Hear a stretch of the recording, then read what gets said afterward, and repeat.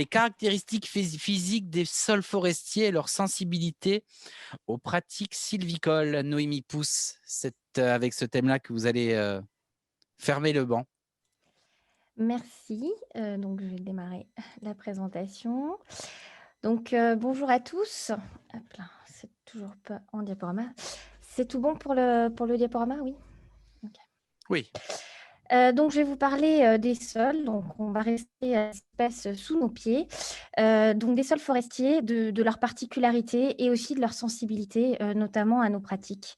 Donc les travaux que je vais vous présenter sont nombreux et impliquent de nombreux partenaires, mais du coup, je n'ai pas tout listé. Vous me poserez des questions si vous voulez en savoir plus.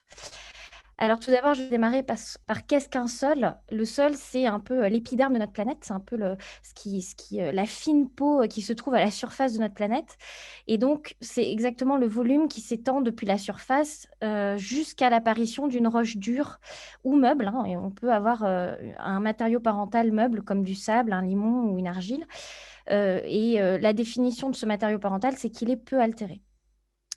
Ce volume, donc ce sol, il va évoluer constamment à des vitesses variables, mais relativement lentes pour ce qui est de la création ou de sa restauration après une perturbation. Par contre, tout ce qui est dégradation va se produire de manière très, très rapide. C'est pour ça qu'on parle beaucoup de ce patrimoine-là comme étant un patrimoine peu réversible, enfin un patrimoine donc non renouvelable à l'échelle des temps humains. C'est un milieu triphasé, hein, il y a 3 phases, l'eau, l'air, des particules solides et je rajoute une quatrième phase qui n'est pas une phase, c'est toute l'activité biologique, qui se trouve dans le sol, hein, sous nos pieds. Dans une cuillère à café de sol, vous avez autant d'organismes vivants que d'êtres vivants, sur notre planète. Donc on a énormément d'êtres vivants. On a une complexité, d'interactions entre l'air, l'eau, les particules solides, ces organismes vivants. Donc vous voyez, il y a des flèches un peu dans tous les sens. Et donc on va avoir beaucoup de paramètres à observer, une complexité d'interaction et en plus, ça se passe sous nos pieds, donc une difficulté à aller regarder tout ça.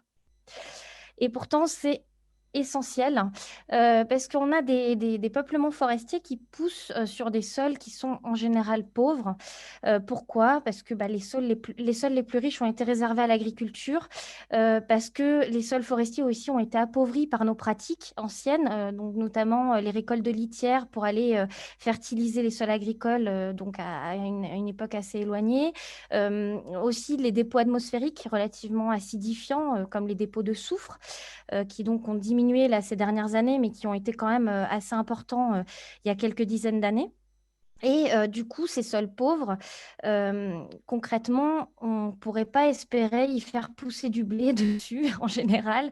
On a des sols avec des pH, souvent très, très faibles, donc des sols acides.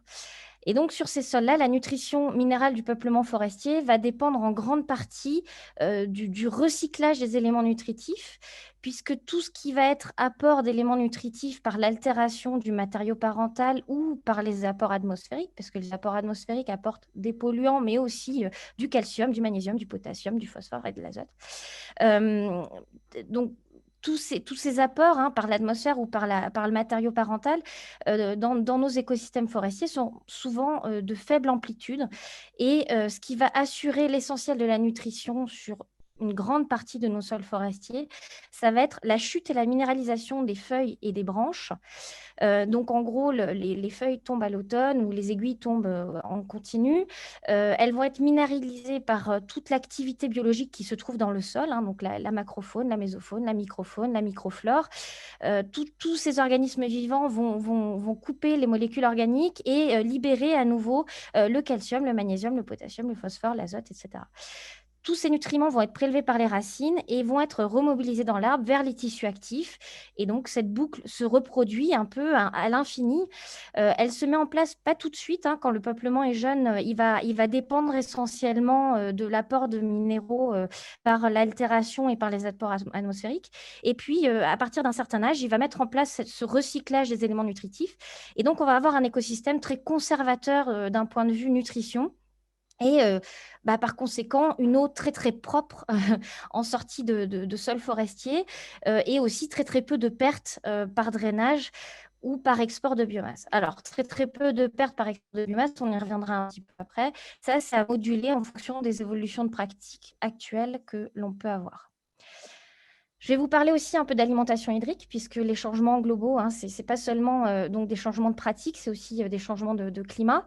Donc, cette alimentation hydrique, donc on a un apport d'eau via les pluies, des départs d'eau via l'évapotranspiration, les ruissellements, donc c'est toute l'eau qui va circuler plutôt à la surface du sol, et des départs d'eau qui peuvent avoir lieu par drainage, donc via l'infiltration verticale de l'eau dans le sol. Tous ces échanges d'eau au sein de l'écosystème vont être liés à un paramètre clé dans le sol qui est la structure qui définit des espaces vides dans le sol. En gros, tout ce qui se passe en termes d'échange dans le sol est lié à ces espaces vides que l'on appelle la porosité. Puisque c'est dans les espaces vides que va circuler l'air, l'eau, les organismes vivants, les racines, etc. Et donc là, vous voyez plusieurs exemples de structures de sol, de modes d'assemblage des particules solides entre elles, qui vont définir un peu des vitesses de circulation de l'air, échange de CO2 et d'oxygène entre l'atmosphère et le sol, puisque les racines ont besoin d'oxygène pour fonctionner. Donc il faut bien que l'oxygène arrive à circuler dans le sol et le CO2 à être évacué depuis le sol. Et puis, du coup, ce que vous voyez, c'est qu'on va avoir des vitesses d'échange qui vont être plus ou moins rapides à gauche, vers très très lent sur la droite. Et ces structures qui donnent des échanges plutôt lents vont être liées essentiellement à nos pratiques, soit d'appauvrissement chimique, soit de tassement. Donc, on va en parler un tout petit peu après. Alors, quelles sont ces évolutions de pratiques et pourquoi elles vont avoir un impact sur le sol, sur ce capital qu'est le sol pour les générations futures? Donc, il y a une première évolution qui est la mécanisation, avec un peu une course vers des engins de plus en plus lourds pour être de plus en plus efficaces dans l'exploitation. On a aussi une évolution de la manière dont l'exploitation se passe, avec du coup de moins en moins de temps à consacrer à l'exploitation. Donc, on va de moins en moins tirer le câble pour aller chercher l'arbre, et on va de plus en plus aller avec le grappin chercher l'arbre au pied de l'arbre, et non plus depuis une piste ou une voie de circulation. On a une autre évolution qui est une logique de flux tendu. Maintenant, il faut sortir en permanence du bois de la forêt. C'est-à-dire que si on ne sort pas en permanence du bois de la forêt, il peut y avoir des entreprises à l'aval qui vont fermer, qui vont avoir des problèmes d'approvisionnement. Donc, qu'il gèle, qu'il pleuve, qu'il vente, qu'il fasse soleil, enfin, par n'importe quelle météo, on va sortir du bois de la forêt, ce qui va avoir un impact considérable sur le sol. On va le voir juste après. On a aussi pas mal de contraintes économiques, avec donc une ressource bois qui n'est pas toujours valorisée suffisamment pour permettre une exploitation qui permet de préserver le capital sol, hein, bien sûr. On a aussi une attractivité des métiers qui est un peu en chute libre, hein. Donc on a de moins en moins de main-d'œuvre manuelle en forêt, les bûcherons, hein, qui sont un peu une espèce en voie de disparition. Et donc forcément, on revient sur la mécanisation, la logique de flux tendu, etc. Alors, pourquoi c'est un problème, ces évolutions de pratiques? Parce qu'on a des pressions qui sont exercées par les engins forestiers. Donc là, c'est une étude qui date de 2007, hein, qui a été faite en Allemagne, mais sur des engins très similaires à ce qu'on utilise en France, et sur des types de sols aussi très similaires à ce qu'on a en France. On a des pressions donc, qu'on va donner en kilogrammes par centimètre carré, qui sont entre 0,5 et 6 kilogrammes par centimètre carré. Et ces pressions exercées par les engins, elles sont très supérieures à la résistance des sols forestiers. À 20 cm, on mesure des résistances de 0,2 à 0,6 kg par centimètre carré. Donc, on voit bien que peu importe l'engin, il va y avoir un impact, puisque la pression exercée est supérieure à la résistance interne des sols. Juste un petit exemple donc issu de cette étude. On a différents types d'engins, débardeurs, porteurs, donc porteurs, ce qui va porter le bois, la fagoteuse qui va plutôt faire des fagots en général de branches. Même le cheval, hein, va avoir un impact, par contre très limité en termes de surface. Et ce qu'on voit, c'est que l'endroit où a circulé l'engin ou l'animal, dans le cas du cheval, qu'on appelle le cloisonnement, donc les petits ronds, on a une perméabilité à l'air, donc une vitesse d'échange entre l'atmosphère et le sol qui est largement inférieure à la parcelle où l'engin n'a pas circulé. Donc ça montre bien que le risque de déformation du sol sous le passage d'engins forestiers est très élevé. Et ça, c'est quel que soit le type d'engin et quel que soit le type de sol. Qu'est-ce qui se passe quand on passe avec un engin sur un sol? Donc, on part de l'état 1, l'état initial. Donc, c'est ce que je vous décrivais. On a des particules solides qui sont assemblées entre elles, qui vont laisser des espaces vides. Ces espaces vides vont être essentiels pour faire circuler l'eau et l'air. Quand on passe avec un engin, donc de l'étape 2 à l'étape 5, qu'on passe avec une intensité grandissante entre l'étape 2 et l'étape 5, on va casser un peu ce mode d'assemblage des particules entre elles. Et du coup, il va y avoir une disparition progressive de ces espaces vides et une réorganisation des particules solides. Quand on arrive là sur les étapes 5 et 4 et 5, on va avoir un réarrangement des particules. Ce réarrangement est complètement logique puisqu'on exerce une contrainte verticale et donc les particules vont se réorganiser pour supporter cette pression verticale et donc elles vont se réorienter horizontalement. Et donc, tous les transferts d'eau et d'air qui étaient verticaux dans le sol, tout ce qui est enracinement, qui est normalement plutôt vertical, va basculer vers une perméabilité plutôt horizontale qui va être supérieure donc, à la perméabilité verticale. Donc, on voit, il y a un risque de déformation du sol sous le passage d'engins forestiers qui est très élevé.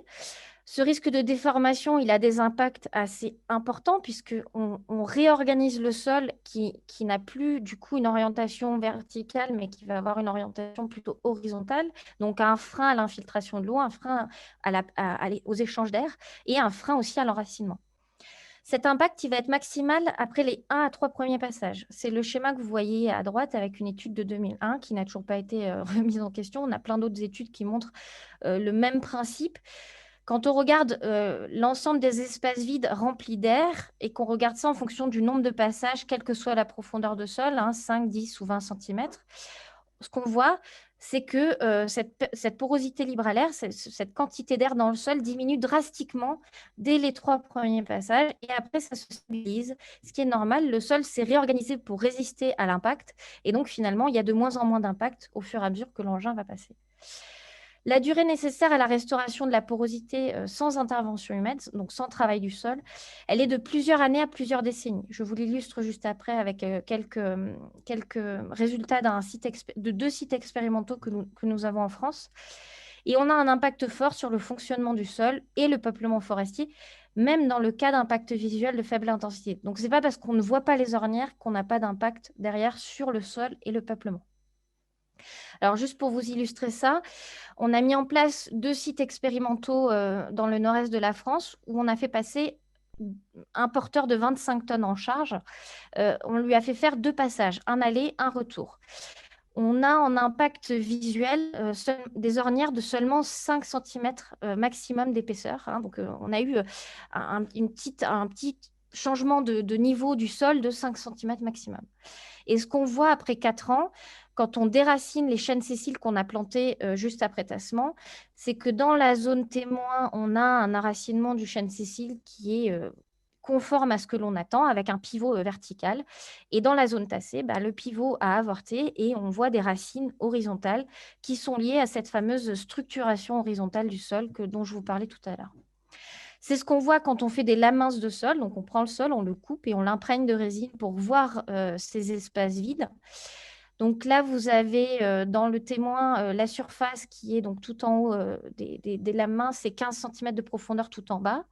Et ce qu'on voit, donc tous les espaces vides sont en noir. Dans le témoin, on a pas mal d'espaces vides qui sont distribués de manière aléatoire. Donc, on voit qu'on peut avoir des échanges entre ces espaces vides. Quand on fait passer l'engin, juste après le passage, il n'y a plus d'espace vide, mais alors plus du tout. Quelques-uns, enfin si on voit quelques points noirs, mais plus grand-chose. Et quand on revient 2 ans après le tassement, on voit cette fameuse structure horizontale parce que le gel des gels, l'humectation, dessiccation a fait exprimer des fissures horizontales qui se sont créées lors du tassement, mais qui se voient finalement que quelques années après, quand le climat a joué un peu son rôle sur les particules solides. Maintenant, nous sommes 12 ans après tassement. Qu'est-ce qui se passe? On voit que l'humidité dans le sol tassé est toujours supérieure à l'humidité dans le sol témoin en surface. Donc ça veut dire qu'on a une moins bonne praticabilité de ce sol tassé. Et en profondeur, à 60 centimètres de profondeur, on a une humidité dans le sol tassé qui est moindre que dans le sol témoin. Donc ça, par rapport au changement climatique, on peut se dire que ce n'est pas terrible puisque le peuplement forestier, finalement, n'a pas d'eau en profondeur quand on a tassé le sol en surface. Ces sols-là sont soumis à des nappes perchées temporaires et quand on tasse le sol, la nappe, elle est présente plus souvent et plus longtemps. Donc, on a une asphyxie des racines dans le sol plus souvent et plus longtemps dans le sol tassé que dans le sol témoin.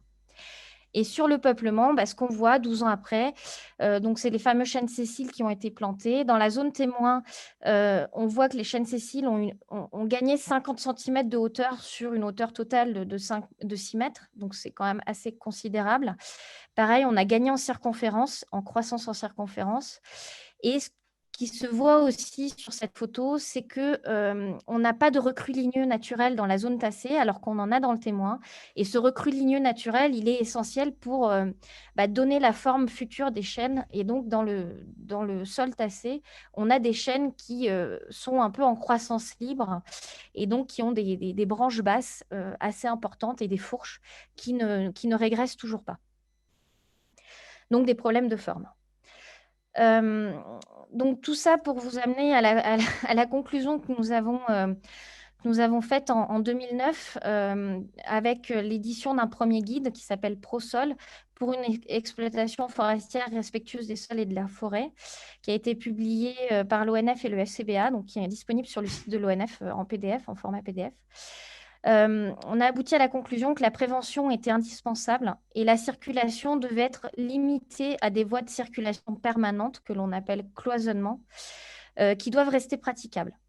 Pourquoi ces voies de circulation permanentes si on les met avec une distance de 18 à 20 mètres, on ne circule que sur 20% de la surface. Alors, le que, je mets des guillemets dessus, c'est déjà beaucoup de consacrer 20% de la surface à la circulation des engins.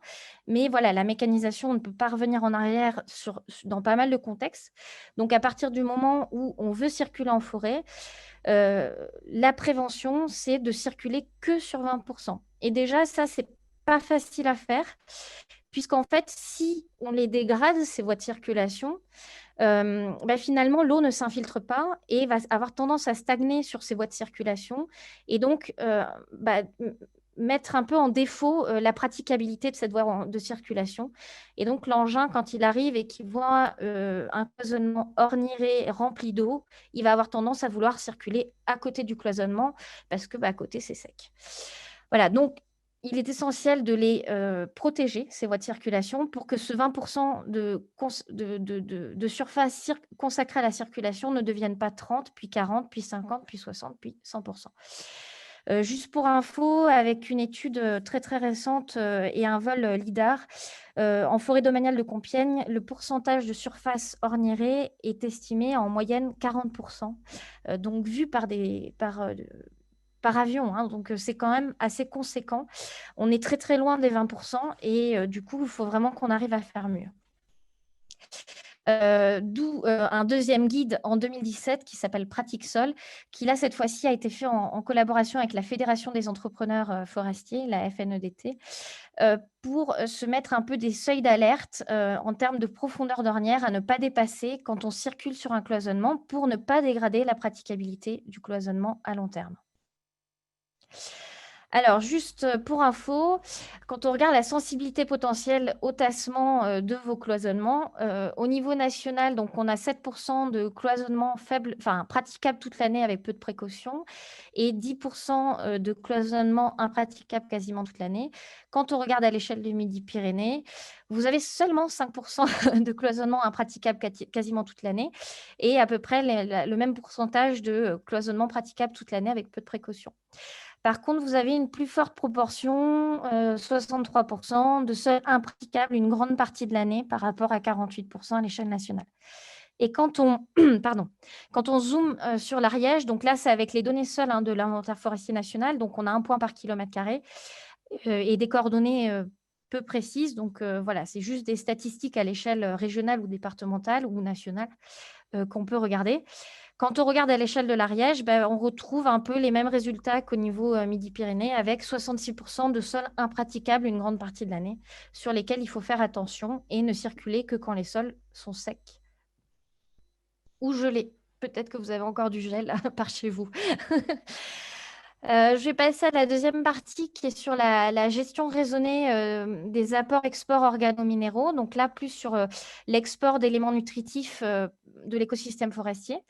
Donc la question qu'on doit se poser actuellement avec les évolutions de pratique, on a des récoltes arbres entiers qui commencent à se généraliser. Pourquoi? Parce que nos premières éclaircies, on n'arrive plus vraiment à les commercialiser.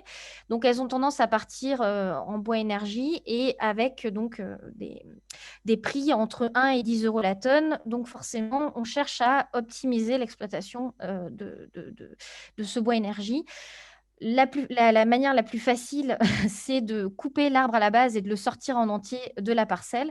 Mais du coup, on enlève toutes ces branches et ce feuillage qui restait au sol quand on faisait des exploitations traditionnelles. Donc la question, c'est est-ce qu'on doit laisser ces branches et ce feuillage au sol ou est-ce qu'on peut tout exporter et donc arriver à la photo de droite, en bas à droite. Alors, quelques chiffres. Ces chiffres-là, donc c'est un exemple pour le phosphore chez le pain maritime. Il est valable pour toutes les essences et tous les éléments nutritifs. Juste, les valeurs absolues sont différentes, mais par contre, le gradient est le même, c'est-à-dire qu'on a des aiguilles et des branches qui sont toujours beaucoup plus concentrées en éléments nutritifs que le bois d'aubier et le bois de cœur. L'écorce a un comportement un peu intermédiaire, ce qui est normal, hein, puisqu'on a toutes les cellules cambiales à ce niveau-là, et toutes les cellules actives sont relativement riches en éléments nutritifs. Donc, à partir de ce constat-là, on a émis une première recommandation donc, dans un guide qui est sorti fin 2019 qui s'appelle le guide Gerboise, qui est disponible sur Internet. Il suffit de taper Gerboise, vous l'avez sur le site du GIP Écofort et de l'ADEME. La première recommandation, c'est d'éviter l'exportation de feuillage. Et ces mesures sont à prendre sur tous les types de sols, même les plus fertiles, en raison de l'importance des pertes de fertilité. Vous vous rappelez ce que je vous ai dit au début, c'est qu'on a un cycle, un recyclage des éléments nutritifs via la chute et la minéralisation des feuilles et des aiguilles, qui fait que si on exporte ces feuilles et ces aiguilles, en fait, on exporte un gros pourcentage du stock d'éléments nutritifs qui circulent dans l'écosystème forestier. Le deuxième constat, c'est que les petits bois sont plus riches en nutriments que les gros bois. Donc là, pareil, on vous a mis un exemple pour le magnésium chez le chêne Cécile. C'est pareil pour toutes les essences, tous les éléments nutritifs. En tout cas, en termes de gradient, les valeurs absolues peuvent différer légèrement. Ce qu'on voit, c'est que tous les morceaux de bois inférieurs à 7 cm de diamètre sont relativement riches en éléments nutritifs par rapport à tous les morceaux qui sont supérieurs à 7 cm de diamètre. Donc, la recommandation numéro 2, c'est de raisonner l'exportation des menus bois, donc les menus bois étant tous les branchages inférieurs à 7 cm de diamètre. Et cette gestion raisonnée de l'exportation des menus bois doit se faire en fonction de la sensibilité des sols à l'exportation minérale et en fonction des statuts de protection de la biodiversité. Donc là, ça, pareil, vous l'avez dans le guide Gerboise avec pas mal d'éléments de littérature et des compléments par rapport à ce que je vous dis rapidement. Alors, donc la recommandation, il faut laisser au sol une partie des menus bois des arbres. En fonction de la sensibilité, on va préconiser de laisser 10%, 30% ou de laisser tout au sol si la sensibilité à l'exportation minérale est forte. Donc, toute la colonne à droite en rouge. Et d'espacer les récoltes de menus bois d'au moins 15 ans sur les sols peu sensibles, donc en vert, et d'au moins 30 ans sur les sols modérément sensibles. Alors pareil, avec les données de l'inventaire forestier national, on peut quantifier un peu le pourcentage du territoire en sensibilité faible, modérée ou forte. Donc on a 30% du territoire en sensibilité faible et 23% du territoire en sensibilité forte. En sensibilité moyenne, il faut distinguer deux cas. 23% de sensibilité moyenne, mais vraiment moyenne pour tous les éléments nutritifs, et 24% de sensibilité partielle, c'est-à-dire qu'il y a au moins un élément nutritif qui est en sensibilité forte et au moins un élément nutritif qui est en sensibilité faible. Et donc là, on laisse un peu de latitude pour décider si on autorise l'export ou on ne l'autorise pas en fonction de la possibilité dans 25, 30 ans, 50 ans de ramener certains éléments nutritifs. Donc pour l'instant, ramener certains éléments nutritifs en forêt n'est pas une pratique répandue du tout. Mais voilà, clairement, le débat se pose dans ce cas-là, puisque on a des contraintes techniques, on a des contraintes économiques, mais on a aussi des contraintes écologiques. Donc après, il faut arriver à trouver un compromis entre toutes ces contraintes au niveau de chaque écosystème. Pareil, je vous propose quelques chiffres au niveau Midi-Pyrénées. Donc là, vous voyez que vous avez de la chance par rapport au niveau national. Vous avez seulement 7% de sensibilité forte sur la région Midi-Pyrénées par rapport aux 23% au niveau national. Par contre, vous voyez que vous avez quand même 26% de sol en sensibilité partielle. Ça veut dire qu'il y a au moins un élément nutritif qui est en sensibilité forte. Ce sont tous les points violets sur la carte. Et quand même 33% en sensibilité faible. Au niveau de l'Ariège, donc le constat est que vous avez très sensibilité forte aussi, pas mal de sensibilité faible et pareil 22% de sensibilité partielle, donc à considérer plus finement d'un point de vue élément nutritif par élément nutritif. Voilà, j'espère que je vous ai convaincu que le sol forestier est un support essentiel pour nos forêts, qu'il était fragile et que la gestion raisonnée des perturbations est vraiment indispensable pour avoir une production de bois à long terme, mais aussi tout un tas d'autres fonctions fournies, de services fournis par la forêt, notamment l'épuration de l'eau, l'épuration de l'air, et puis tout ce qui est héberger la biodiversité, qu'elle soit aérienne ou souterraine. Notamment toutes les questions de tassement, c'est en lien aussi avec les mycorhizes, donc avec l'exposé d'avant. Les mycorhizes n'aiment pas trop l'asphyxie des racines.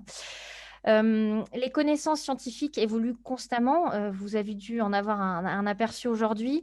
Elles sont indispensables pour comprendre le fonctionnement de nos écosystèmes et notre impact aussi sur ces écosystèmes.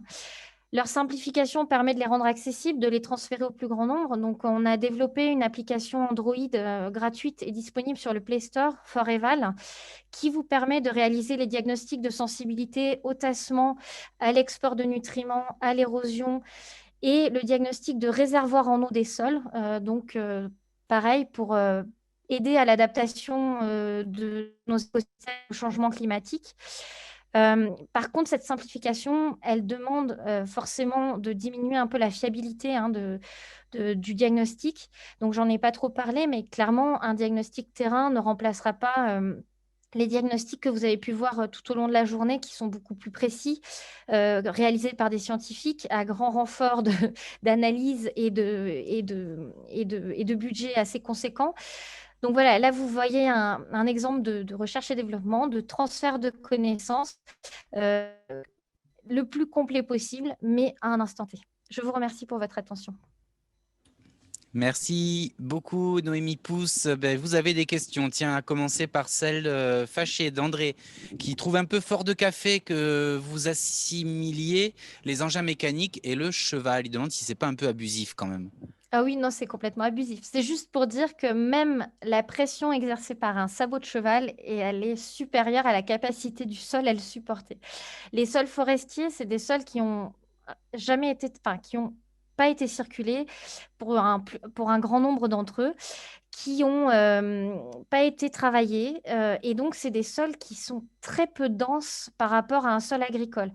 En forêt, on a des densités de sol inférieures à la densité de l'eau en surface, alors qu'en sol agricole, on est plutôt à des densités très supérieures à la densité de l'eau en surface.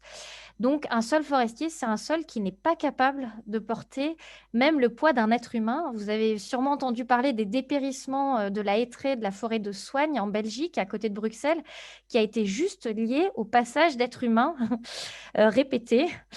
Les hêtres ont dépéri à cause du tassement humain, enfin lié à l'être humain, au passage de l'être humain. Donc, le cheval, comme l'être humain, est capable de tasser le sol et c'est pourquoi il faut concentrer la circulation des engins, des humains, des chevaux sur des voies dédiées à cette circulation.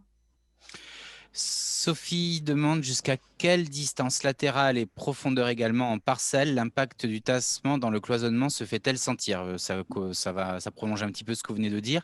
Quid du choix de la distance d'anthrax entre les cloisonnements? Alors, pour l'instant, le choix de l'anthrax a été fait en fonction des caractéristiques des machines et pas du tout en fonction des impacts latéraux. On a très peu d'études sur l'impact latéral des machines sur les sols. Euh, une au Canada qui montre que l'impact est relativement limité. On est à 1 mètre de part et d'autre du cloisonnement. Alors, l'impact purement sur la physique du sol. Par contre, il ne faut pas oublier qu'il va y avoir des impacts sur la circulation de l'eau qui, pour l'instant, ne sont pas du tout quantifiés. Voilà. Nous, on a regardé dans le nord-est de la France, toujours pareil, on trouvait des impacts latéraux plutôt de 50 cm de part et d'autre du cloisonnement.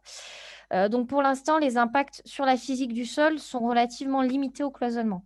Par contre, il va y avoir des impacts latéraux sur les racines, sur la circulation de l'eau. Donc, forcément, cet anthrax de 18 à 20 mètres, on perd, on n'a pas 18-20 mètres de bande boisée, enfin, ou 14 mètres de bande boisée, pardon, parce que c'est 4 mètres de largeur pour l'engin et 14 mètres pour la forêt, en fait. On n'a pas 14 mètres de bande boisée réellement, en fait, quand on a un anthrax de 18 mètres. Donc, clairement, c'est un problème. Mais après, si on veut ne pas avoir du tout de cloisonnement, la seule solution, c'est le câble aérien ou le câble depuis les pistes à partir du débardeur. Donc, après, enfin voilà, c'est toujours un compromis à trouver. Et après, je n'ai pas répondu sur la propagation en profondeur des impacts. Donc là, ça va dépendre énormément du poids de l'engin et non pas de la pression. La pression, c'est le poids divisé par la surface de contact. Le poids, c'est la masse de l'engin. Et c'est là où le cheval se différencie très, très fortement du débardeur ou du porteur. C'est que plus l'engin est lourd, plus l'impact va descendre en profondeur et plus il va être donc profond. Et donc, plus il va impacter toutes ces racines profondes qui ont un rôle essentiel dans l'alimentation en eau du peuplement. Une question qui vient d'arriver de Christine et qui renvoie finalement à la question pratique. Comment est-ce qu'on peut combiner intelligemment ces informations pertinentes que vous apportez et la réalité d'un développement durable du bois énergie, notamment pour la plaquette forestière, qui s'accompagne de l'utilisation d'abatteuses et de coupe-rases? Vous avez 2 minutes. Oula.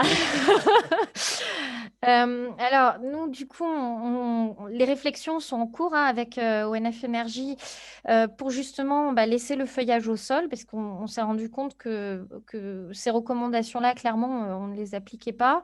Donc, on essaye de trouver des manières de laisser les feuillages et les branchages au sol en fonction de la sensibilité des sols et de la biodiversité. Juste, la récolte de bois énergie n'est pas toujours associée à de la coupe rase. Donc là, il y a un raccourci un petit peu rapide. Là, je parlais surtout des premières éclaircies qui nous, ont du mal à être valorisables d'un point de vue économique et qui sont essentielles pour la sylviculture. Donc, il faut arriver à les réaliser, mais si on n'arrive pas à les vendre, c'est toujours compliqué. Donc, c'est dans ces premières éclaircies et ces coupes finales de régénération qu'on cherche à trouver des moyens de laisser en fait les branches et les feuillages au sol. Mais oui, c'est une difficulté forte de faire se rejoindre la logique économique et technique avec la logique environnementale. Mais je vais même aller un petit peu plus loin. La plaquette forestière, elle a une meilleure qualité quand on laisse le feuillage et les branchages au sol. Pourquoi? Parce qu'elle est moins riche en éléments minéraux et ces éléments minéraux, c'est ça qui va donner de la cendre, donc un taux de fine relativement élevé. Donc finalement, les énergéticiens et les écologues sont d'accord, il faudrait laisser les branchages et les feuillages en forêt, sauf que pour l'instant, on n'y arrive pas. Donc, vous voyez souvent des arbres entiers qui sèchent bord de route ou des exports d'arbres entiers. Mais ça, vraiment, on essaie de revenir en arrière sur ces pratiques-là qui se sont un peu développées en l'absence de connaissances sur l'impact que ça pouvait avoir. Les forestiers du PNR vous demandent comment restaurer un sol dégradé. Alors, oui, alors il y a des possibilités qui sont dites. C'est une question à choix multiples. Par le paillage, le sous-solage ou alors le lâcher de sanglier. Je me demande si là, ils ne sont pas en train d'essayer de faire un peu de provocation. Mais et peut-être Alors, pas, j'en sais rien en fait. Le paillage, pourquoi pas? Ça n'a pas été testé. Je n'ai vu aucune étude scientifique là-dessus, enfin, en milieu forestier. Bon, après, le paillage, il se fait naturellement si on laisse la forêt pousser, enfin, si elle arrive à pousser après tassement. Donc, bon, voilà. Le sous-solage, on l'a par contre un peu testé. Il y a une vraie difficulté, c'est que le travail du sol, il faut le faire quand le sol est ni trop humide, ni trop sec. Donc, déjà, on a du mal à contraindre la circulation des engins sur les cloisonnements. On a du mal à leur dire, bah non, vous ne circulez que quand le sol est sec. Alors, contrôler le moment où on va travailler le sol pour que ce soit ni trop humide, ni trop sec, bon, j'ai un peu des doutes, voilà. Mais si on arrive à contrôler les conditions d'humidité au moment du travail du sol, ça peut être une solution pour bon, aider à la restauration biologique. La meilleure piste, c'est la restauration biologique. Notamment, on a tenté la plantation d'aulnes glutineux sur les cloisonnements. Ça marche très, très bien. En 6 ans, ils arrivent à prospecter jusqu'à 70 cm de profondeur sur des sols tassés. Par contre, il faut pas mal de lumière. Donc, ce n'est pas tous les cloisonnements, c'est pas possible partout. Et puis, la dernière option, c'était quoi? Un lâcher de sanglier. Ah oui, ça c'est drôle. Bah, nous, le lâcher de sanglier, ça a eu plutôt tendance à déraciner les arbres qui étaient en bordure de cloisonnement parce qu'ils aiment bien le cloisonnement est plus humide. Alors, ils se roulent là-dedans, puis bah, en fait, ils déracinent les arbres de bordure. Donc, je ne sais pas si c'est une très bonne solution. Bruno demande, est-ce qu'on peut imaginer aussi que les recrues dans les zones tassées seront moins résistants aux tempêtes? Oui, oui, oui. Bah, vu le système racinaire des chênes sessiles qu'on avait à 4 ans après tassement, c'est certain que les recrues ligneux, les chênes qu'on a plantés, enfin, tout ça tous ces arbres vont avoir un système racinaire impacté et donc une résistance aux tempêtes bien moindre que si le sol n'avait pas été tassé. Mm, mm. Les forestiers encore eux, par rapport à l'export de menus produits sur le tableau, à quoi correspond le gradient de statut de protection de biodiversité et cette dernière serait-elle plus ou moins discutable? Oui, alors là, je ne suis pas spécialiste biodiversité, donc je, ne... je vais demander le joker. Le gradient, c'était essentiellement les statuts de protection. Donc, en zone de sensibilité faible, pas de statut de protection de la biodiversité. Sensibilité moyenne, les zones Natura 2000 et autres zones que je ne me rappelle plus. Et puis, les zones de sensibilité forte, tout ce qui est les statuts de protection forts de la biodiversité. Je sais juste que ces questions ont été âprement discutées au sein du groupe qui réunissait scientifiques et parties prenantes de la filière forestière. Pour l'instant, le compromis trouvé, c'est ce tableau. Clairement, il est améliorable et l'état de l'art scientifique n'apporte pas beaucoup d'éléments pour nous aider à trancher. Donc, voilà, c'est clairement un compromis entre les scientifiques et la filière. Euh, voilà. Après, je ne suis pas la plus pertinente pour discuter de ce compromis-là. Quid du contexte méditerranéen où l'on a tendance, nous demande Raphaël, à exporter arbres entiers à cause du risque incendie? Ah oui, eh ben là, voilà, l'export arbre entier, on sait que ça a des impacts sur la fertilité du sol. Le contexte méditerranéen, c'est souvent par contre des sols relativement riches, issus de roches carbonatées. Donc l'avantage, c'est qu'on est plutôt en sensibilité faible à l'export minéral. Par contre, l'export arbre entier, ça enlève du phosphore, ça enlève de l'azote, ça enlève du carbone. Mais par contre, voilà, l'incendie, c'est enfin, c'est quand même la pire des choses qui peut arriver. Donc voilà, il y a toujours une hiérarchisation à faire entre les enjeux, entre les fonctions, entre les services. C'est pas toujours simple d'arbitrer. Après, à voir si l'export arbre entier est vraiment nécessaire ou pas par rapport à à ce risque incendie. Ça, je ne suis pas non plus la plus compétente pour en parler. Une réflexion et non pas une question de Jean-Marie. Je ne sais pas si vous voudrez rebondir dessus. Dans les forêts anciennes et matures, les vieilles forêts sans export de matière, sur roche-mère identique et à même altitude, on observe un niveau de fertilité chimique plus fort qu'en forêt exploitée. Ça témoigne bien des effets de l'exportation de matière à long terme sur la fertilité des sols. Ça Oui. corrobore ce que vous dites. Exactement. Et on le voit en fait sur toutes nos bases de données, on a quand même une bonne majorité des sols forestiers qui sont en dessous de tous les seuils de carence pour le potassium et le phosphore notamment. Et c'est des forêts qui ont été historiquement un peu surexploitées pour des besoins d'aciérie, de verrerie. Donc voilà, il y a un effet quand même de l'histoire enfin, qui est fort et ce qu'on continuera à faire avec nos pratiques actuelles continuera à avoir des impacts, hein, c'est certain. Et la question qui tue et qui normalement devrait clôturer cette intervention et cette journée, c'est une question de Bruno qui demande: est-ce que les recommandations de Gerboise sont suivies? Vous avez un peu Alors, répondu déjà. Gerboise fait suite à un premier guide qui s'appelle le guide ADEME de 2006 sur la gestion raisonnée des rémanents en forêt. Ce guide de 2006 a été très très peu suivi. Donc, ce qu'on espère, nous, c'est que le guide Gerboise sera un petit peu plus suivi.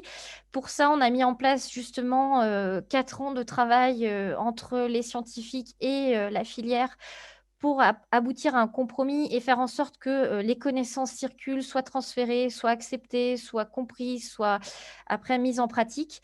Bon, voilà, nous concrètement, on essaie d'évoluer au sein de l'ONF et on a des notes de service qui nous aident à faire ça, mais on a toujours des cas particuliers où c'est pas, la connaissance n'a pas finalement percolé jusqu'au terrain à certains endroits et donc on a beaucoup, beaucoup à travailler sur le transfert des connaissances.